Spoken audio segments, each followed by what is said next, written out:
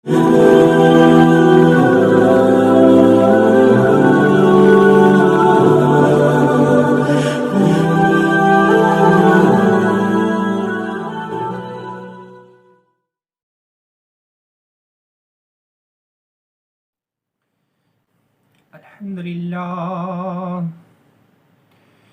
لله رب العالمين، الصلاة والسلام على سيد الأنبياء والمرسلين.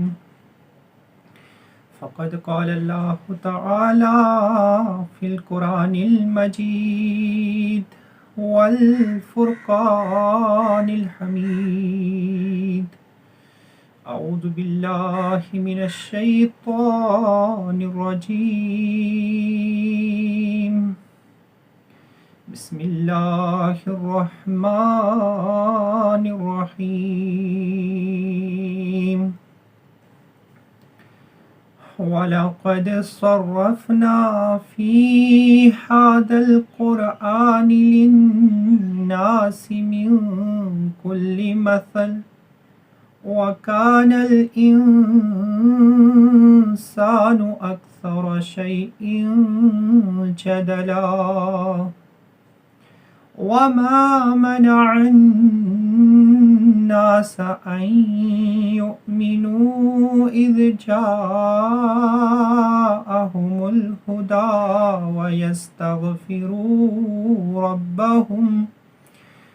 وَيَسْتَغْفِرُوا رَبَّهُمْ إِلَّا أَنْ تَأْتِيَهُمْ سُنَّةُ الْأَوَّلِينَ أَوْ يَأْتِيَهُمُ الْعَذَابُ قُبُلًا. آمنت بالله صدق الله العظيم. رب اشرح لي صدري ويسر لي أمري واحلل عقدة من لساني يفقهوا قولي. ربي زدني علما، ربي زدني علما. ربنا زدنا علما وفهما، ربنا زدنا علما وحلما وألحقنا بالصالحين. اللهم صل على محمد وعلى آل محمد كما صليت على إبراهيم وعلى آل إبراهيم إنك حميد مجيد. اللهم بارك على محمد وعلى آل محمد كما باركت على إبراهيم وعلى آل إبراهيم إنك حميد مجيد. معزز و محترم ناظرین و ناظرات، السلام علیکم ورحمۃ اللہ وبرکاتہ. اللہ تعالیٰ کا بے حد شکر و احسان ہے کہ جس نے ہمیں پھر سے اس قرآن پاک کی مبارک نسبت سے جڑنے کی توفیق عطا فرمائی. سلسلہ وار درس قرآن پاک کے سلسلہ وار درس قرآن پاک کے سلسلے میں نے آپ کے سامنے سورہ الکہف کے رکوع نمبر 8 کی ابتدائی چند آیات تلاوت کی ہیں. میں کوشش کروں گا کہ اس رکوع کے حوالے سے چند گزارشات آپ کے سامنے رکھوں. قبل اس کے کہ میں اس سورہ کی آیات آپ کے سامنے پیش کرنے کی سعادت حاصل کروں، یہ چیز آپ کے سامنے بیان کر دینا چاہتا ہوں کہ اس سے قبل مختلف موضوعات ہمارے سامنے اس سورہ کے حوالے سے بیان کیے گئے، جس میں ہم نے اصحاب کہف کا قصہ سنا اور ہمیں معلوم ہوا کہ ایمان کس چیز کا نام ہوتا ہے. ایک مومن کے لیے سب سے محبوب متاع اگر کوئی ہوا کرتی ہے وہ ایمان ہوا کرتا ہے. ایمان کے مقابلے میں اس کی برادری، اس کا علاقہ، اس کے بیوی بچے کوئی بھی حیثیت نہیں رکھتے. یعنی جب بات ایمان کی حفاظت کی ہو پھر یہ سب چیزیں ثانوی حیثیت رکھتی ہیں. They have a secondary importance in the believers life. After that ہم نے دیکھا کہ اللہ تعالیٰ ہمارے سامنے دو اشخاص کا تذکرہ فرماتا ہے. دراصل دو کریکٹر ہمارے سامنے پیش کیے جاتے ہیں، جس میں ایک کریکٹر وہ ہوتا ہے جو اللہ تعالیٰ کا شکر گزار ہوتا ہے، اور ایک وہ ہوتا ہے جو اللہ کا ناشکرہ ہوتا ہے. اور یہ اللہ کی بہت بڑی نعمت ہے کہ اگر اللہ تعالیٰ کسی کو ذکر کرنے والا دل عطا کرے، شکر کرنے والی زبان عطا کرے، یہ اللہ تعالیٰ نصیبے والوں کو یہ چیز عطا کرتا ہے. اس کا تذکرہ ہمارے سامنے آتا ہے، اور کل کے درس میں اسی طرح سے مختلف موضوعات ہمارے سامنے بیان کیے گئے. پھر ہم دیکھتے ہیں کہ قصہ آدم اور ابلیس کل کے درس میں ہم نے ملاحظہ کیا کہ کس طرح سے ہم دیکھتے ہیں کہ ابلیس مختلف روایات کے ذریعے سے ہمارے سامنے یہ چیز واضح ہوتی ہے کہ اس نے اللہ تعالیٰ کی کتنی عبادت کی تھی. بلکہ یہاں تک آتا ہے کہ کوئی چپا ایسا نہیں تھا جہاں پہ اس نے اللہ تعالیٰ کو سجدہ نہ کیا ہو، لیکن اس سب کے باوجود وہ راندہ درگاہ ہوتا ہے. گویا وہ ایروگنس جو اس کے اندر ہوتا ہے، اللہ تعالیٰ کی اطاعت سے فرار جو وہ اختیار کرتا ہے، تو یہ چیز کس قدر ذلت کا سبب ہوا کرتی ہے اس کے لیے. اور آج ہم دیکھتے ہیں کہ اس نے تو ایک سجدے سے انکار کیا تھا، اور وہ کس قدر اللہ تعالیٰ کی، ہم کہہ سکتے ہیں کہ اسے راندہ درگاہ کیا گیا، اسے قیامت تک کے لیے الرجیم کہا گیا، مردود کہا گیا، رد کیا ہوا کہا گیا. اور ہم اپنی طرف تھوڑا نظر دوڑائیں کہ آج ہم کتنے سجدوں کا انکار کرتے ہیں، کتنی ہی نمازیں ہیں جو ہم سے چھوٹ جاتی ہیں. کیا ہم اسی شیطان کی نقل نہیں کرتے؟ گویا اللہ تعالیٰ نے ہمیں حکم دیا ہے کہ آپ نماز قائم کرو، اور ہم نماز کو ایسے چھوڑتے ہیں جیسے کوئی آپشنل چیز ہے. گویا ہم اسے فرض نہیں جانتے، ہم اسے اپنے اوپر اللہ تعالیٰ کی طرف سے عائد کردہ فرض نہیں سمجھتے، بلکہ یوں ہی چھوڑ دیتے ہیں.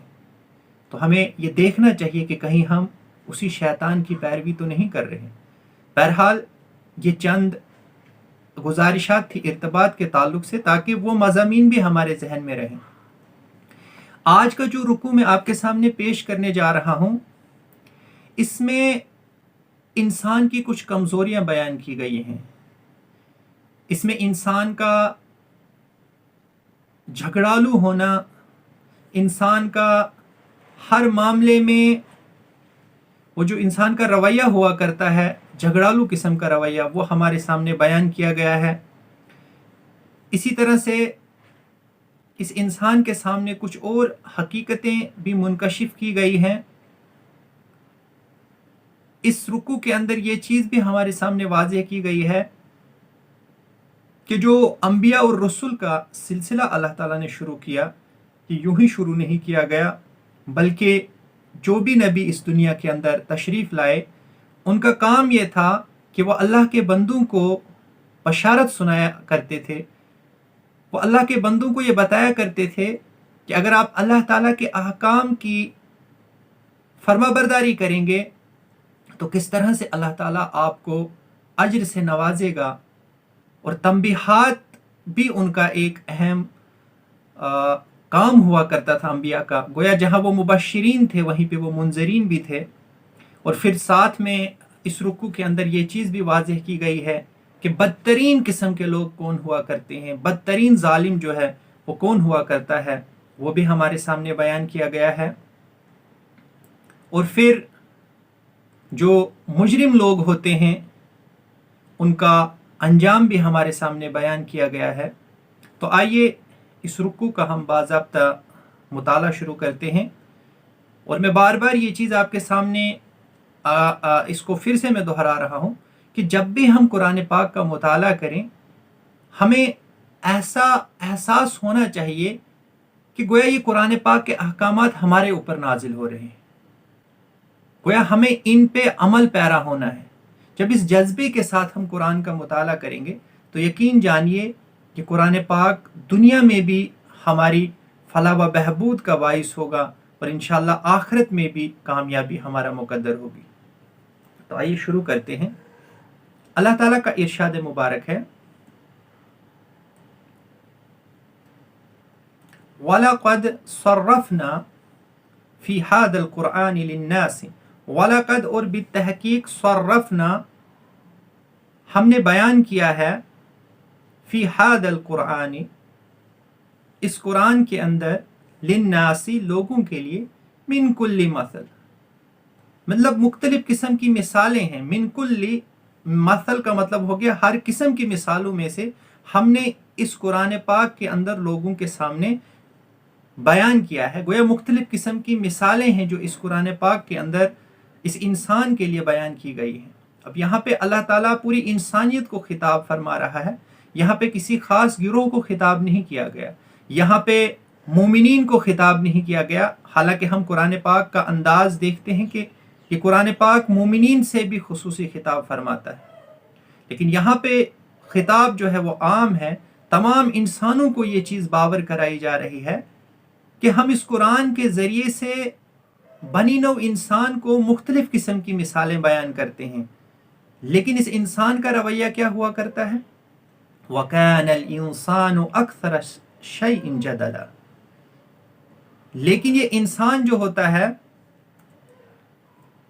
یہ بڑا ہی جھگڑالو واقع ہوا ہے۔ اب یہ کیوں جھگڑالو واقع ہوا ہے؟ اس کا تذکرہ بھی اللہ تعالیٰ فرما رہا ہے،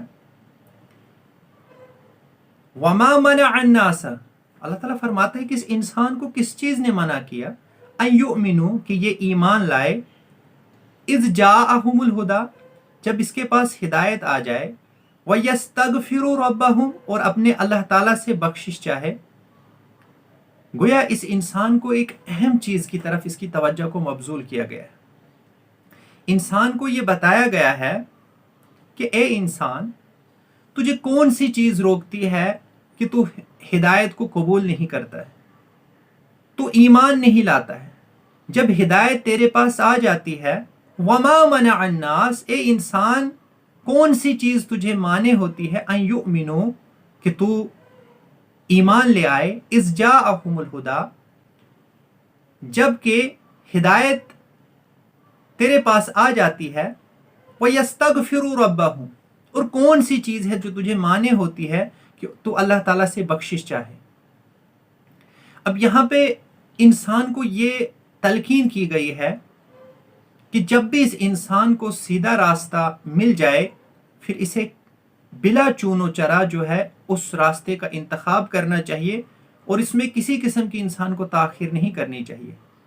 پھر جب اس راستے کا انسان انتخاب کر لیتا ہے، جب اس راستے کو انسان چوز کر لیتا ہے، پھر اس راستے میں چلتے چلتے انسان سے بہت سارے آپ کہہ سکتے ہیں کہ بھول چوک ہوتی ہے، انسان سے مختلف قسم کی خطائیں سرزد ہو سکتی ہیں، تو پھر اس انسان کو یہ تلقین بھی کی گئی ہے کہ جب تو ہدایت، پہلے تو ہدایت کو قبول ہی نہیں کرتا، اب جب تو نے ہدایت کو قبول کر لیا ہے تو اس ہدایت کو قبول کرنے کے بعد یہ شیطان جو ہے یہ تجھے چین سے بیٹھنے نہیں دے گا، یہ مختلف قسم کی رکاوٹیں کھڑی کرے گا، یہ تجھے مختلف قسم کے گناہوں کے اندر مبتلا کرنے کی کوشش کرے گا۔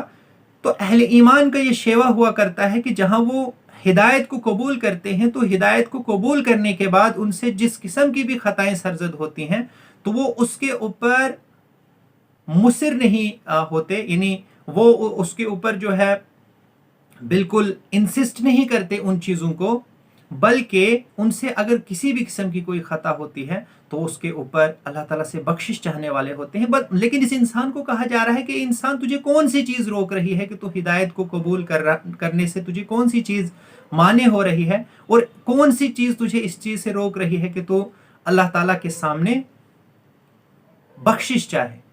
देखिए रसूल रहमत सल्लल्लाहु अलैहि वसल्लम की ज़िंदगी पे जब हम गौर करते हैं, कुरान पाक की दूसरे अहकामात के ऊपर जब हम गौर करते हैं, जैसे हमने सूरह बनी इसराइल के अंदर भी ये चीज़ पढ़ी, अल्लाह ताला फरमाता है कि इन्न हाज़ल कुरआन यहदी लिल्लती हिय अक़वम, कि ये कुरान सबसे सीधे और सच्चे रास्ते की रहनुमाई करता है। गोया सबसे सीधा रास्ता अगर कोई हो सकता है, सबसे द स्ट्रेट पाथ अगर कोई हो सकता है, तो वो इस कुरान का रास्ता है। तो इस बात में हमें कोई भी शक नहीं होना चाहिए कि सीधा रास्ता अगर हमें कोई दिखा सकता है तो वो ये किताब हमें दिखा सकती है। वो रसूल रहमत सल्लल्लाहु अलैहि वसल्लम की ज़ात अतहर है जो हमें सीधा रास्ता दिखा सकती है। जहां हमें कुरान पाक सीधा रास्ता अपनाने की तलकीन करता है, वहीं पे कुरान पाक की मुख्तलिफ आयात हमें इस तरह भी मुतवज्जा करती हैं कि हमें एक जो मोमिन होता है वो इस रास्ते का इंतखाब करने के बाद उसका ये शेवा हुआ करता है कि वो बार बार अल्लाह ताला के बख्शिश चाहने वाला होता है। और जब हम रसूल रहमत सल्लल्लाहु अलैहि वसल्लम की सीरत का मुताला करते हैं तो रसूल रहमत सल्लल्लाहु अलैहि वसल्लम इस रास्ते पे सबसे, आप कह सकते हैं कि आला, सबसे अकमल आप सल्लल्लाहु अलैहि वसल्लम है। पूरी इंसानियत के अंदर अगर अल्लाह ताला के बाद कोई ज़ात है जिसने इस कुरान को अमली तौर पे अपनी ज़िंदगी में लाया तो वो रसूल रहमत सल्लल्लाहु अलैहि वसल्लम की ज़ात है।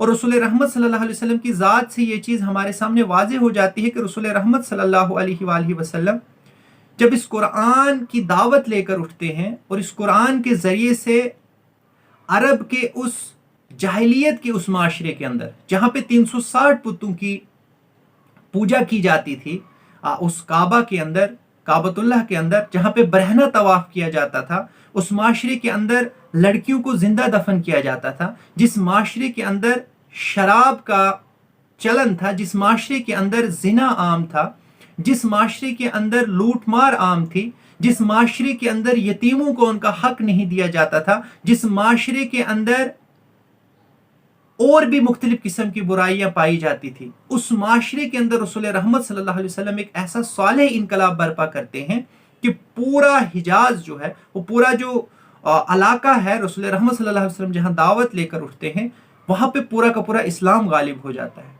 लेकिन इस सब के बावजूद भी रसूल रहमत सल्लल्लाहु अलैहि वसल्लम का तरीका क्या हुआ करता है कि रसूल रहमत सल्लल्लाहु अलैहि वसल्लम कोई पार्टी नहीं करते।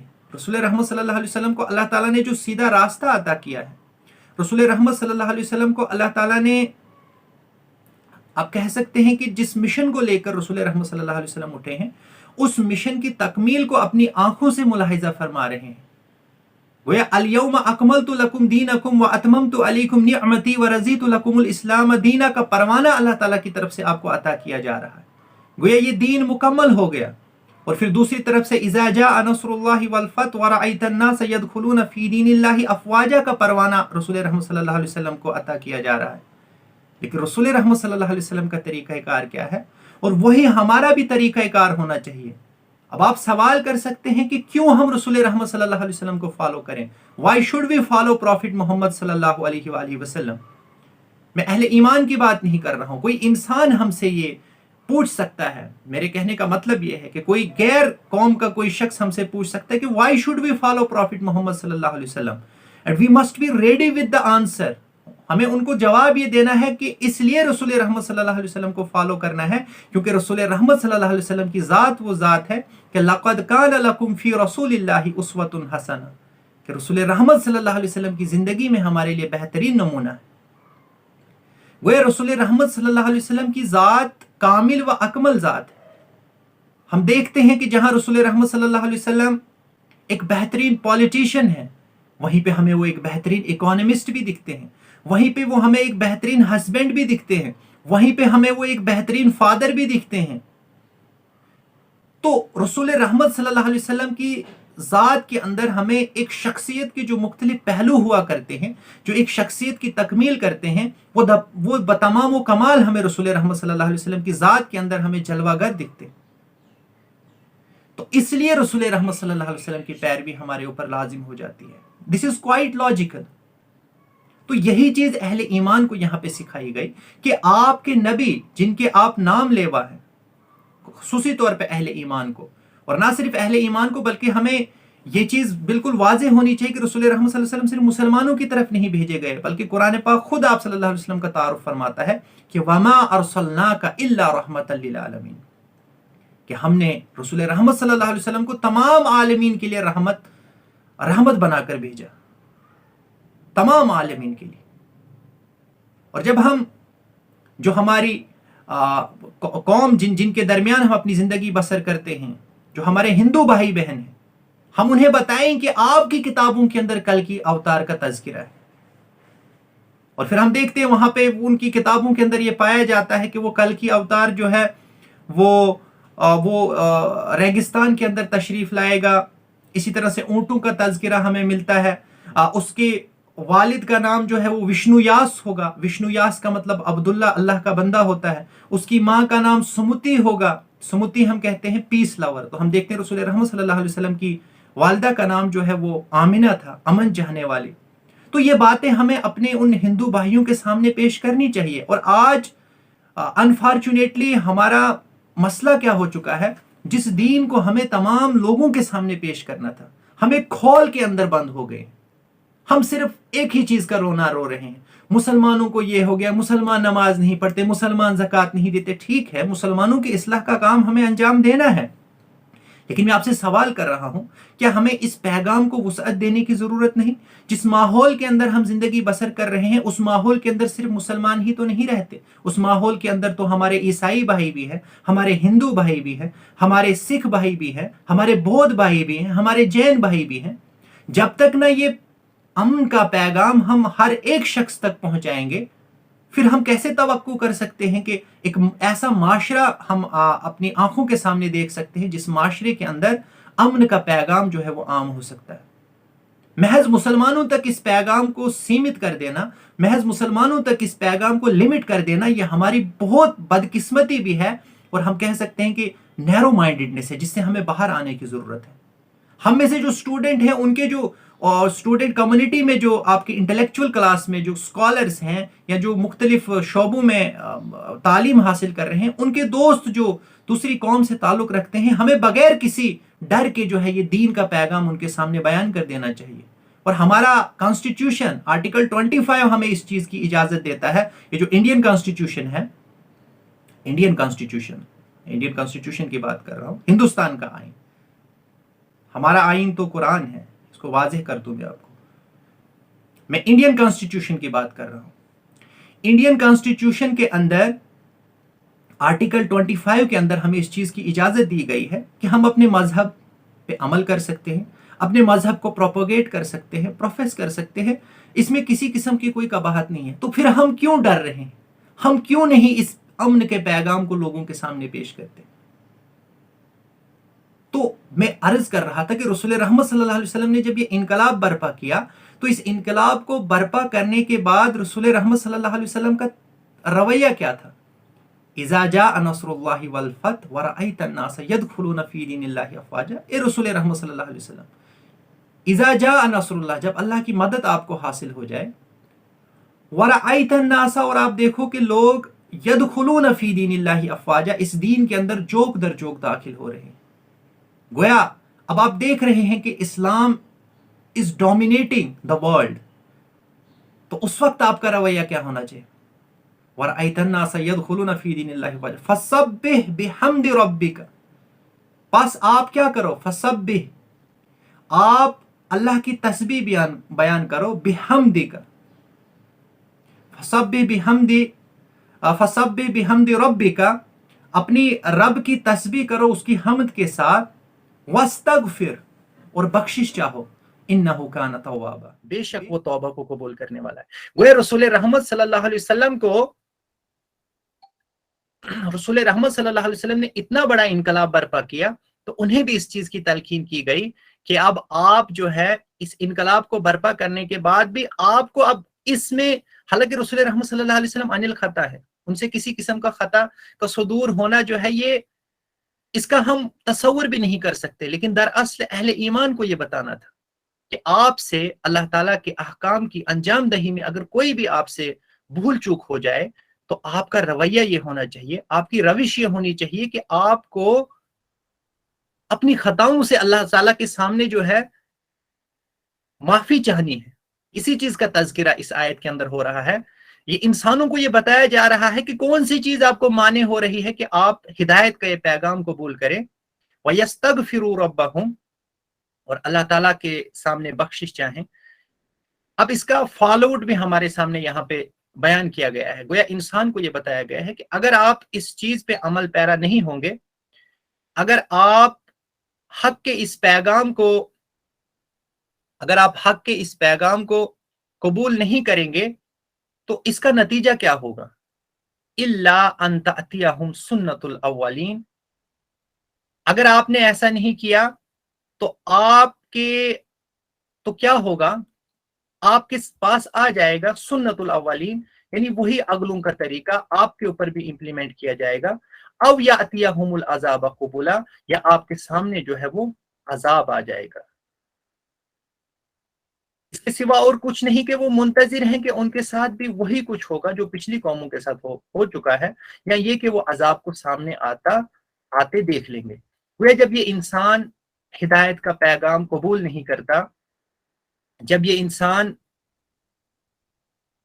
اللہ تعالیٰ کے سامنے اپنی بخشش کا طلبگار نہیں ہوتا، پھر اس کا نتیجہ یہ ہوگا جو اگلی قوموں کے ساتھ ہوا ہے، جب انہوں نے بھی اللہ تعالیٰ کے اس ہدایت کے پیغام کو ماننے سے انکار کر دیا۔ وقت کے نبی نے جو سیدھا راستہ ان کے سامنے پیش کیا، سیدھا اور سچا راستہ ان کے سامنے پیش کیا، جب وہ اس چیز کو قبول کرنے سے دور رہے تو ان کے ساتھ جو اللہ تعالیٰ نے کیا، گویا قوم عاد کا تذکرہ آگے اللہ تعالیٰ فرمائے گا کہ کس طرح سے انہیں ہلاک کیا گیا، اس کا تذکرہ بھی اللہ تعالیٰ ہنٹس کے ذریعے سے اہل ایمان کو بتائیں گے کہ اس سے پہلے بھی ہم نے بہت ساری بستیوں کو ہلاک کر دیا ہے، اور ان کی ہلاکت کا باعث یہی ہوا، ان کے اوپر جو اللہ تعالیٰ کے عذاب کا کوڑا جو برسا، اس کی بنیادی وجہ یہی ہوئی کیونکہ انہوں نے اللہ تعالیٰ کے احکامات کو نہیں مانا، ہدایت کی اس پیغام کو انہوں نے سرے سے ماننے سے انکار کر دیا، اور اللہ تعالیٰ کے سامنے بخشش کے طلبگار نہیں ہوئے، جس کی وجہ سے انہیں عذاب کا سامنا کرنا پڑا۔ تو what is the take away point for we? ہمارے لیے ٹیک اوے پوائنٹ اس آیت کے ذریعے سے یہ ہے کہ ہمارا رویہ اور ہماری روش یہ ہونی چاہیے کہ جب بھی حق کا پیغام ہمارے سامنے پیش کیا جائے تو ایمان والا جو ہے، ایک بلیور جو ہوتا ہے، وہ سب سے پہلے اس ایمان کے پیغام کو قبول کرنے والا ہوتا ہے، وہ سب سے پہلے اس حق کے پیغام کو قبول کرنے والا ہوتا ہے۔ We should welcome the message of truth with open arms. We should not shy away from this thing. تو اس کا تذکرہ یہاں پہ کیا جا رہا ہے۔ اب آگے اللہ تعالیٰ فرما رہا ہے کہ یہ جو ہم نے رسول لوگوں کی طرف بھیجے، دراصل اس کا مقصد کیا ہے؟ وَمَا نُرْسِلُ الْمُرْسَلِينَ، اور ہم نے رسولوں کو نہیں بھیجا إِلَّا مُبَشِّرِينَ، مگر یہ کہ بشارت دینے والا، ایک بشارت دینے والے کی حیثیت سے، وَمُنذِرِينَ، اور تنبیہ کرنے والے کی حیثیت سے، ڈرانے والے کی حیثیت سے، وَيُجَادِلُ الَّذِينَ كَفَرُوا، پھر کافروں کا حال کیا ہے؟ وَيُجَادِلُ الَّذِينَ كَفَرُوا بِالْبَاطِلِ لِيُدْحِضُوا بِهِ الْحَقَّ، لیکن اب دیکھیے کافر لوگ جو ہوتے ہیں، انکار کرنے والے لوگ جو ہوتے ہیں، ان کا حال یہ ہے کہ وہ باطل کے ہتھیار لے کر حق کو نیچے دکھانے کی کوشش کرتے ہیں۔ وَيُجَادِلُ الَّذِينَ كَفَرُوا بِالْبَاطِلِ لِيُدْحِضُوا بِهِ الْحَقَّ، تاکہ وہ اس کے ذریعے سے کیا کریں؟ باطل کے ہتھیار لے کر جو ہے وہ کوشش کرتے ہیں کہ وہ اس سے حق کو زائل کر دیں، یعنی وہ چاہتے ہیں کہ کسی طرح سے حق کو ہم فیڈ کر دیں۔ لِيُدْحِضُوا بِهِ الْحَقَّ وَاتَّخَذُوا آیَاتِي وَمَا أُنذِرُوا هُزُوًا، اور ان کا رویہ کیا ہے کہ انہوں نے ہماری آیات کو اور جس چیز کے ذریعے سے انہیں ڈرایا جاتا ہے اس کو انہوں نے ایک مذاق بنا دیا ہے۔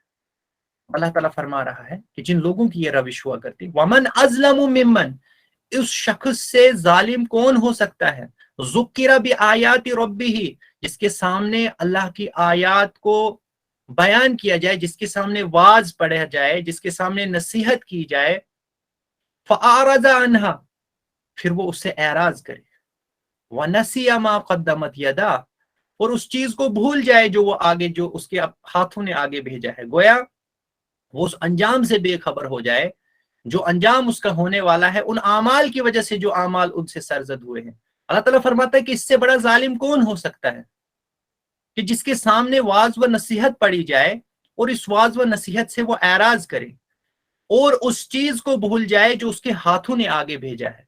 گویا جو اعمال اس سے سرزد ہوئے ہیں ان اعمال کے انجام کو یہ انسان بھول جائے، اللہ تعالیٰ فرماتا ہے انا، دراصل اس کی وجہ کیا ہے، انا بے شک جعلنا علی قلوبہم اکنۃ، ہم نے ان کے دلوں پر غلاف چڑھا دیے ہیں، ہم نے ان کے دلوں پہ پردے چڑھا دیے، ان یفقہوہ، اب وہ سمجھ ہی نہیں پاتے، یعنی انہیں اس چیز کی سمجھ ہی نہیں، ان کے دلوں پہ جب وہ غلاف چڑھ جاتے ہیں، جس کا تذکرہ سورہ بقرہ کے اندر بھی اللہ تعالیٰ فرماتا ہے، جب ہم سورہ بقرہ کے اندر ان الذین کفروا سواء علیہم انذرتہم ام لم تنذرہم لا یؤمنون ختم اللہ علی قلوبہم وعلی سمعہم وعلی ابصارہم غشاوۃ ولہم عذاب عظیم۔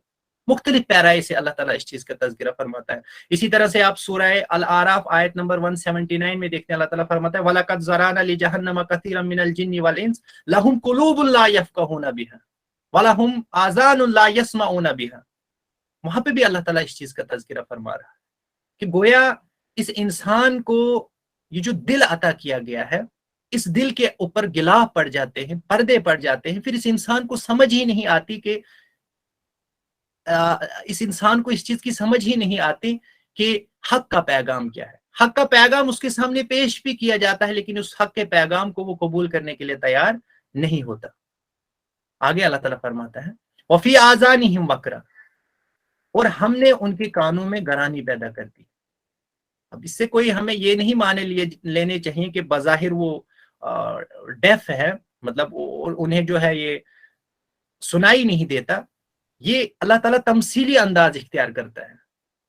یہاں پہ جو فرمایا گیا کہ ہم نے ان کے کانوں میں گرانی پیدا کی ہے، اس سے مراد یہ ہے کہ جب ان کے سامنے واعظ اور نصیحت پڑی جاتی ہے تو اس کے باوجود بھی ان کے وجود کے اندر کسی قسم کا انقلاب برپا نہیں ہوتا، اس کے باوجود بھی وہ ایک صالح انقلاب کو برپا کرنے کے لیے وہ لوگ تیار نہیں ہوتے، بلکہ وہ بالکل آپ کہہ سکتے ہیں کہ ان کے اندر کوئی جوش اور ولولہ پیدا ہی نہیں ہوتا، انسانیت کی خدمت کا جذبہ جو ہے وہ سرے سے ان کے اندر پیدا ہی نہیں ہوتا، اللہ تعالیٰ کی احکام کو قبول کرنے کا جذبہ ان کے اندر پیدا نہیں ہوتا، گویا وہ بالکل آپ کہہ سکتے ہیں کہ پیسیو سٹیٹ میں ہی رہتے ہیں، ان کے اندر کسی قسم کا ایکٹیویزم پیدا نہیں ہوتا۔ وَإِن تَدْعُوهُمْ إِلَى الْهُدَى، اور اگر آپ انہیں دعوت دیں گے ہدایت کی طرف، فَلَن يَهْتَدُوا إِذًا أَبَدًا، وہ کبھی بھی اس ہدایت کو قبول کرنے کے لیے تیار نہیں ہوں گے، کبھی بھی نہیں آئیں گے۔ کہاں سے وہ ہدایت کا پیغام قبول کریں گے؟ ان کے دلوں پر تو غلاف چڑھے ہوئے ہیں، ان کے جو کانوں میں تو گرانی پیدا کی گئی ہے، یہ اللہ تعالیٰ کی طرف سے ایک عذاب ہے۔ ہمیں اللہ تعالیٰ سے بار بار یہ دعا کرنی چاہیے کہ کہیں ہمارا شمار بھی ایسے لوگوں کے اندر نہ ہو۔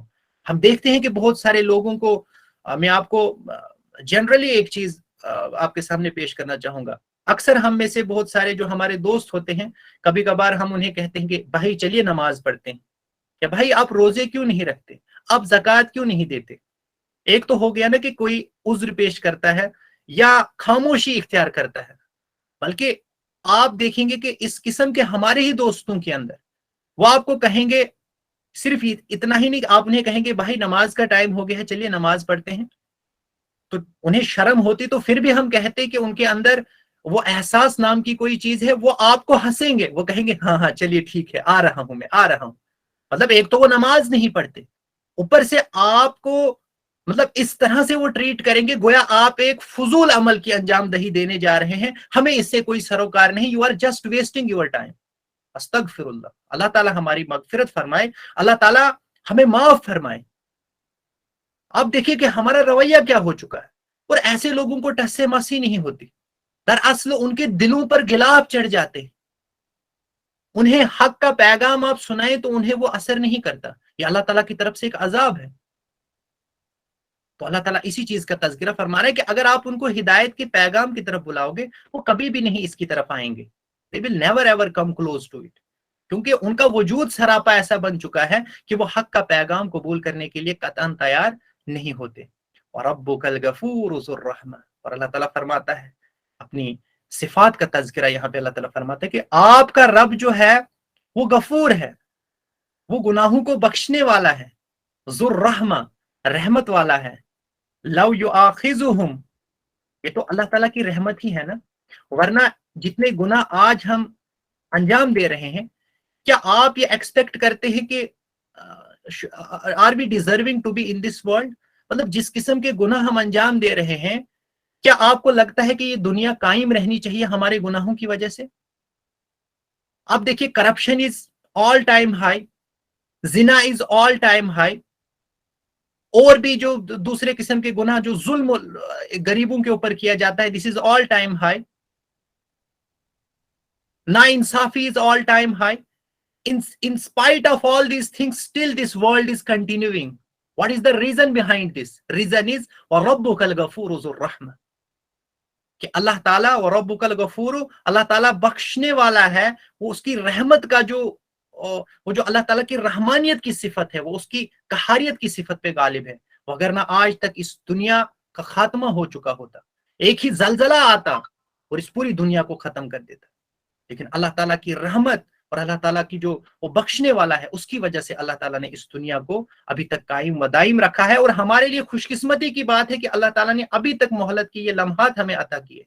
अभी तक हम किसी बीमारी के अंदर मुब्तला नहीं हुए हैं. देखिए, मैं थोड़ा सा आपको इस तरफ झंझोड़ना चाहूंगा, सबसे पहले अपने आप को, फिर आप सबको, कि छोटी सी भी चीज अगर बीमारी हमें लाहक हो जाती है, हम किसी काम के नहीं रहते.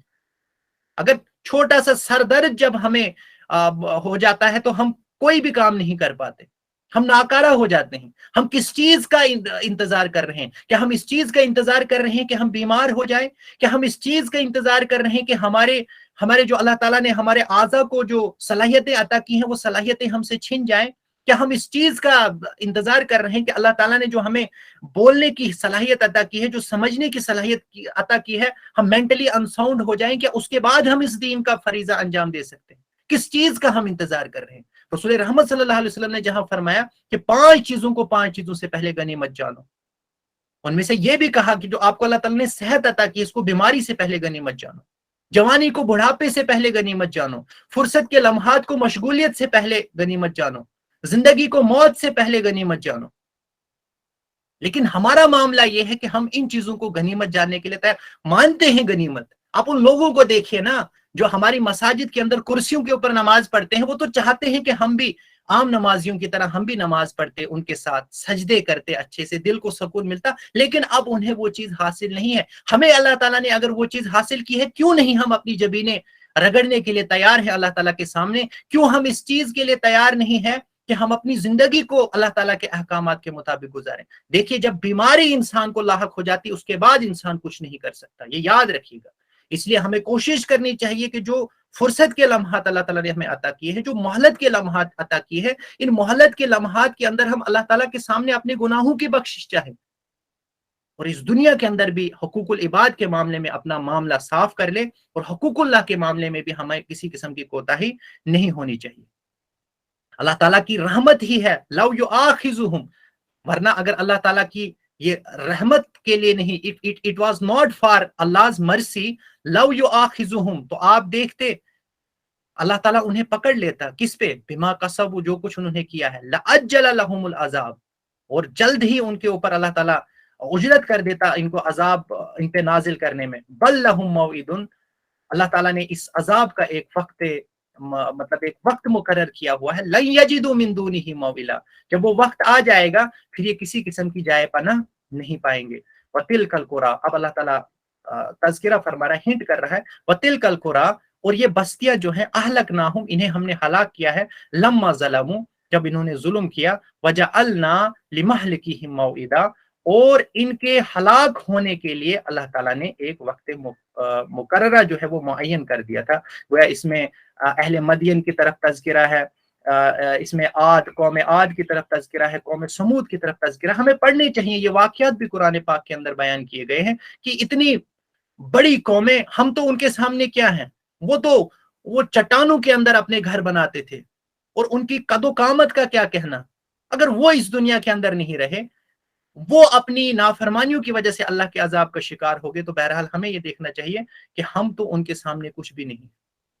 तो इसलिए हमें कोशिश करनी चाहिए کہ اس قرآن کے پیغام کو ہم سمجھنے کی کوشش کریں.